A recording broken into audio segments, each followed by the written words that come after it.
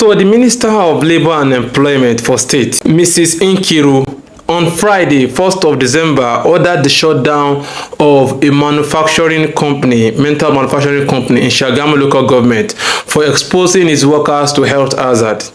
This company also manufactures batteries, and with all the hazardous processes and hazard generated from producing batteries, including exposure to lead, they could not provide protective gears, PPEs, for their workers. And we have also heard that they've been warned several times. It is a confidence for me. And when I read the instructions that was given to them, it was majorly around putting on PPEs. Well, there is more to safety than PPEs, but even that is a welcome idea, and they did not even adhere to this simple instruction. Such effrontery, and I'm very glad that she came to see things herself and the level of lackadaisical attitude of these employers towards the safety of their workers. Please, can someone help me beg our dear minister to visit Ota, Ado-Ota local government?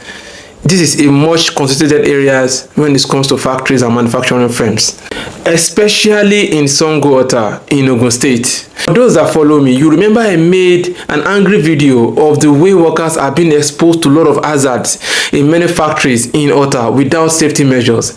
The best way to have a critical look into this matter is through the various HMOs that these companies use, because most times when there are injuries, they take their workers to these HMOs hospitals. The ministry should go to these HMOs and request for records of workers being treated for workplace accidents. Also, for those that are registered with insurance companies like the likes of NSITF and the like, you can also request for their insurance claims from these various insurance companies. You can request from this, and from there you can get data on how they spend money or request for claims when it comes to accidents that happen in their workplace. You will be amazed that on a daily basis, on a weekly basis, many are getting disabled. Permanent partial disability, permanent total disability in these various companies, and nothing is being done. And many of us, we see these things and we keep quiet.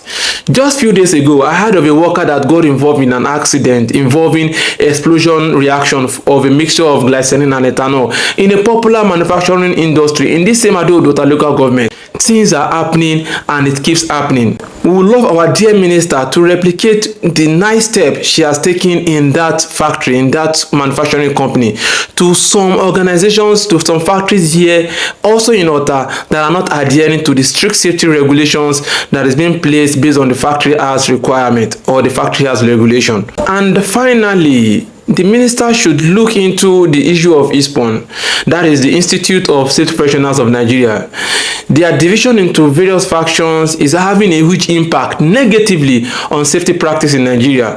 I know some of you will say, waiting concern ISPON. Please go and read the ISPON Act and get yourself educated. If ISPON is united as one, they will focus more on collaborating with MDAs in addressing these safety issues, but rather power intoxication, court cases, using some court judgment to use as card to play games with the future of safety in Nigeria.